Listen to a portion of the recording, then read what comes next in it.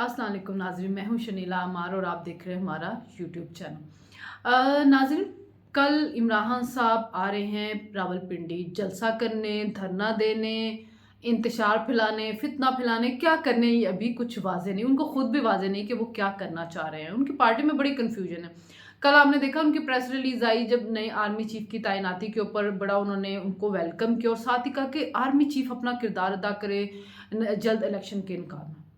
चलो, वो कह रहे हैं कि हमारा सियासत से कोई ताल्लुक नहीं, हम सियासत से दूर हो गए हैं।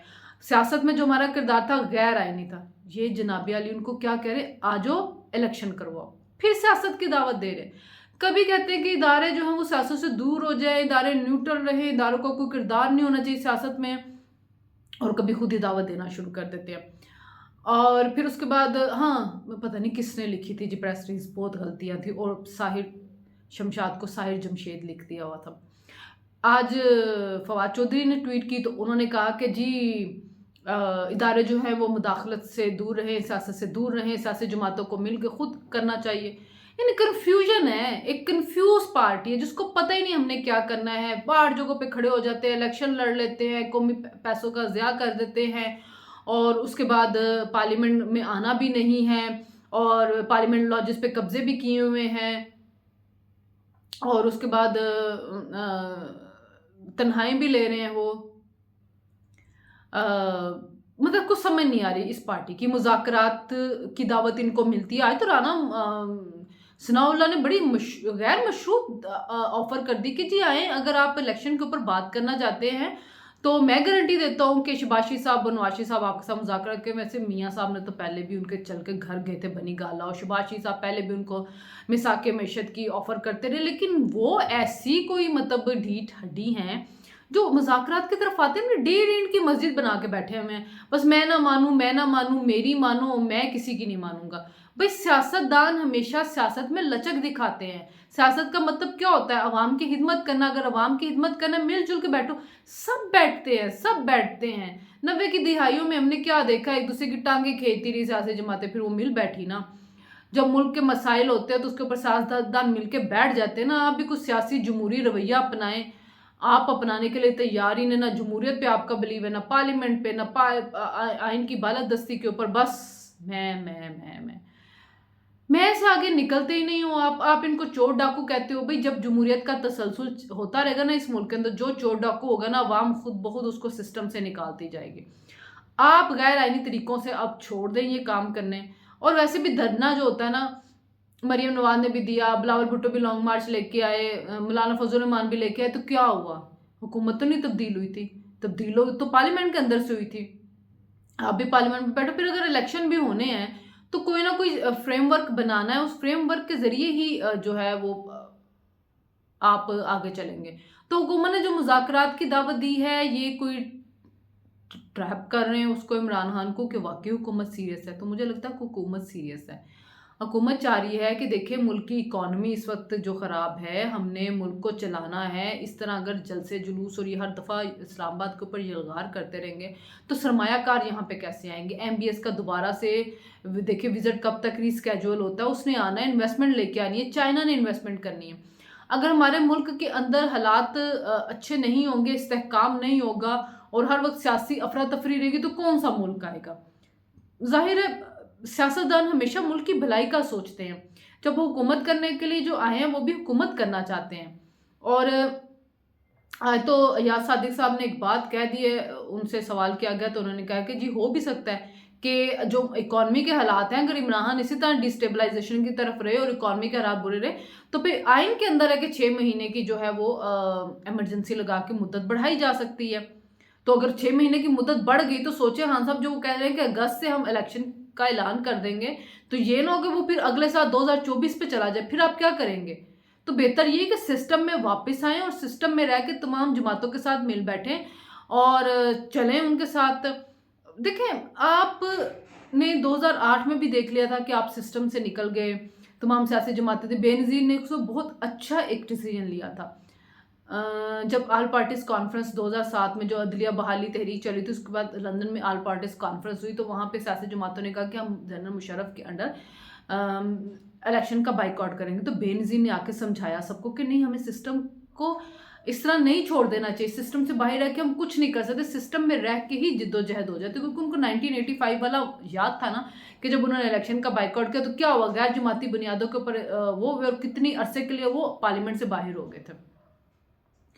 तो अब इन्होंने बेनज़ीर ने समझाया तो इमरान खान साहब ने कहा कि नहीं नहीं नहीं नहीं, ये क्या बात हुई, मैं तो इलेक्शन का बाइकआउट करूंगा, इलेक्शन का बाइकआउट करके बैठ गए। वो मेरे ख्याल में पार्लियामेंट आइन को उनकी नज़र में अहमियत नहीं है, क्योंकि जिनकी नज़र में अहमियत होती है ना, वो किसी भी चीज़ का, कभी देखें मुशर्रफ के अंडर 2002 में जब इलेक्शन हुई तो मियाँ साहब की पार्टी ने इतने बुरे हालात के बावजूद भी इलेक्शन लड़ा था।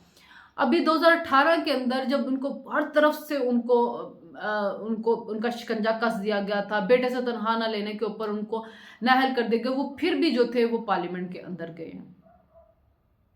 अब आप भी पार्लियामेंट के अंदर आ जाएं, आके बैठें और आवाम की भलाई के लिए कुछ सोचें। सड़कों पे कल आपका जो जलसा है, ठीक है, मैं कहती हूँ 40,000 लोग आ जाएंगे, 50,000 लोग हैं, चले जी मैं बड़ी जेनरस होती, 1 लाख लोग आ जाते, फिर आगे क्या? आपके अभी तक कौन से मुतालबात जो है वो पूरे हुए हैं? आपके कौन से अहदाफ जो है, कौन सा हदफ आप हासिल करने में कामयाब हुए? ना तो आपको इलेक्शन कमिश्नर का इस्तीफा मिला, ना इलेक्शन मिले, ना आर्मी चीफ की तैनाती में आपसे कोई मुशावरत हुई है। तो जब बार बार कह रहे हैं कि इलेक्शन अपने टाइम पे होंगे, तो आप आएँ, आके बैठे मुज़ाकरात कर लें, ताकि कोई फ्रेमवर्क उनके साथ सेट कर लें। सिस्टम से बाहर बैठ के आप कुछ नहीं कर सकते हैं।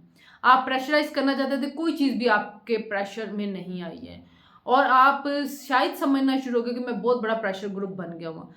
तो आपके जो लोग जो आपकी पार्टी में जो लोग हैं, जो मतलब इतनी दफ़ा इलेक्शन लड़ चुके हैं, उनको चाहिए कि आपको समझाएं, आप कि आप आएँ, बैठें, बात कर लें।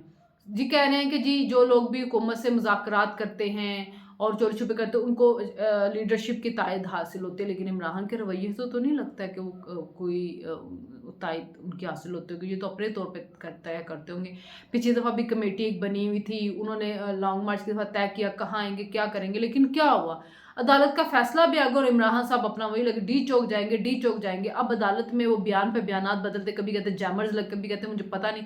हालांकि सारे चैनल्स ने तकरीर दिखाई जिसमें ये कहते कि अब सुप्रीम कोर्ट का फैसला आ चुका है, रुकावटें हटाई जा रही हैं, तो आप सब लोग पहुंचो चीचो।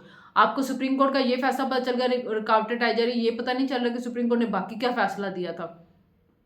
चूँकि झूठ बोलना इमरान की सिरश्त में शामिल है। ये पहले हर चीज़ की अलावर्जी कर लेते हैं, जब उल्टी पढ़ने लगते थे फिर ये झूठ बोलते हैं या पाँव पड़ते हैं, जैसे जज ज़ेबा का हमने वाक़या देखा था। तो सिस्टम सपोर्ट कर रहा था। सिस्टम में अभी भी इमरान के हमदर्द बैठे हुए हैं, जो इमरान के साथ हमदर्दी करते हैं, जो उनको इमरान बड़े प्यारे हैं। और चूँकि 10 साल आपने कैंपेन चलाई है एक बंदे के हक़ में, तो मसला ये है कि घरों से फैमिलियों का बड़ा दबाव है। हमने आर्मी ऑफिसर्स की वाइफ्स को देखा है कि वो इमरान खान की दीवानी है। तो जब घर में बच्चे और बीवियां एक तरफ होंगे तो हस्बैंड के ऊपर भी ऑटोमेटिकली जो है ना वो पड़ जाता है, असर पड़ जाता है। वो कहते हैं नहीं नहीं नहीं, पाकिस्तान की हिस्ट्री में एक ही ईमानदार सियासतदान है, वो इमरान खान है। आप कुछ भी उनको बताएं वो मानने के लिए तैयार नहीं होते हैं।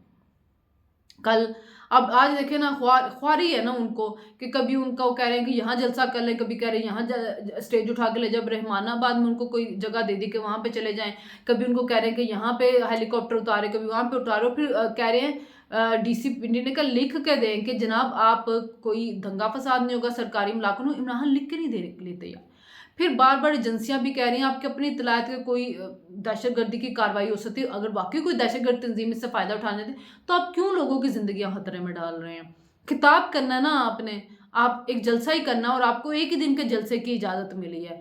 तो बाद में तो जो कुछ होगा फिर गैर कानूनी गैर आईनी होगा, फिर या तो आपसे सुप्रीम कोर्ट निपटेगी या फिर आपसे रियासत, और तमाम अदालतों ने उनको कह दिया है कि रियासत जो है वो अपना काम करेगी। यानी कि रियासत को ये इख्तियार दे दिया गया है कि अगर कोई गैर आईनी या गैर कानूनी काम होता है तो रियासत उसके साथ निपट सकती है, आहनी हाथों के साथ, आईनी हाथों के साथ नहीं, आहनी हाथों के साथ। कि आप किसी को दंगा फसाद या फितना फसाद फैलाने की इजाज़त तो नहीं दे सकते, शहरियों की ज़िंदगियों को ख़तरे में डालने की इजाज़त तो नहीं दे सकते, सरकारी इमलाक को नुकसान पहुंचाने की इजाज़त तो नहीं। हो गया जो पहले होना था, अब नहीं हो सकता है। तो अब तो इजाज़त मिल गई हुई है अदालत की तरफ से भी, तो कल इमरान खान साहब के लिए टफ डे है। पहले तो लोग आपने दिखाने खैबर पख्तूनख्वा से आ जाएँगे लोग, पंजाब से भी आ जाएँगे, आपकी हुकूमत है। लेकिन आपको खैमा बस्तियाँ बनाने की इजाज़त नहीं दी गई, तो धरना तो आपने देना नहीं, एक जलसा कर लेना। जलसा आपका हर दफ़ा हो जाता है और जलसा आपने हुकूमत में रहते हुए भी कर लिया था। आ जाएगा बंदा, क्या फिर उसके बाद क्या तकरीर है ना, वो पहले भी आप करते रहे हैं, अब भी कर लेंगे। बयानिया आपने एक झूठा दिया हुआ है, उस झूठे बयाने से कभी आगे हट जाते, कभी थोड़ा पीछे चले जाते हैं, आगे नहीं आप जा रहे हैं। फिर अब आप तकर्री भी हो सकते हैं, अब आप उस तकर्री को भी नहीं ले सकते कि ये अपना आर्मी चीफ लाना चाहते हैं, अपने केसेस बंद करवाना चाहते हैं। हालांकि वो आपको आर्मी चीफ से मसला ये था कि उसने आपको आके बता दिया था कि आपकी बीवी और उसकी फैमिली करप्शन में इन्वॉल्व है। तो आपने कहा हो ये क्या बात हुई, कल को तो ये मेरी करप्शन की भी आके मुझे बातें बताएगा। तो आपको बुरा लगा, ऐसा DGI आपने हटा दिया, वो आर्मी चीफ बन गया। आपको लगता है कि जो आपको आपकी करप्शन बताने आया है वो कल को दूसरों की करप्शन जो है वो करने देगा वो, लेकिन वो आपकी करप्शन के बारे में उनको पता है, तो शायद आपको डर लगता है कि फाइलें वाकई असल में खुल के पहुंच ना जाए, सारा रिकॉर्ड ना मिल जाए। तो हाँ साहब असल में डरे हुए अपनी करप्शन से हो, फिर कहते तो मैं कौन सी करप्शन करता हूँ कि मैं इससे डरूंगा, लेकिन हाँ साहब आप डरे हुए हैं, आप घबराए हुए हैं, क्योंकि आपके हाथ लिथरे हुए हैं करप्शन से। तो कल का जलसा देखते हैं कि जी खान साहब के जलसे में लोग कितने आते हैं, खान साहब क्या तकरीर करते हैं, अब क्या डिमांड पेश करते हैं इलेक्शन के अलावा, वो तो कह दिया गया हुआ उनको। तो मेरा ख्याल में कि खान साहब अब थोड़ी सी अपनी ईगो को साइड पे रखें और पार्लियामेंट के अंदर आ जाएं और सियासी जमातों के साथ मुज़ाकरात करें। हल मुज़ाकरात में है, सियासी जमातें अपने ऑप्शन जो है तो ख़त्म नहीं करती, लेकिन आप अपनी सियासत में अपनी जमात को बंद गली में लेके जा रहे हैं। आपकी एक फ़ैन फॉलोइंग है, आप ये बिल्कुल नहीं है कि आप इलेक्शन लड़े तो आपको सीट्स नहीं मिलेंगी, आप बिल्कुल सिस्टम से आउट हो जाएंगे, नहीं आपकी सीट्स होंगी, लेकिन आप मुस्तबर किरदार अदा करें। अवाम आपकी चाहती है कि आप मुस्बत किरदार अदा करें। तो अगर आपने कोई अच्छा काम किया होगा और अवाम समझती होगी कि आप हुक्मरानी के अहल हैं, तो 5-6 महीनों में भी आपकी फॉलोइंग ख़त्म तो नहीं हो जाएगी, आपको वोट मिलेगा। तो मेरा तो अपना मसला है कि अगर सियासी जमहूरी तो और इन पे सब चीज़ों पे बिलीव करते और वाकई सियासतदान है, कुछ आप सीख चुके हैं, तो पार्लियामेंट में आ जाएं। तो मुझे आप ये बताएं नाजरीन के कमेंट करके कि क्या इमरान खान मुज़ाकरात की तरफ आएंगे, क्या हुकूमत के साथ मुज़ाकरात करेंगे या अपनी हठ धर्मी पे कायम रहेंगे। तो हमें इजाज़त दीजिए, कल आपसे मुलाकात होगी। अल्लाह हाफ़िज़।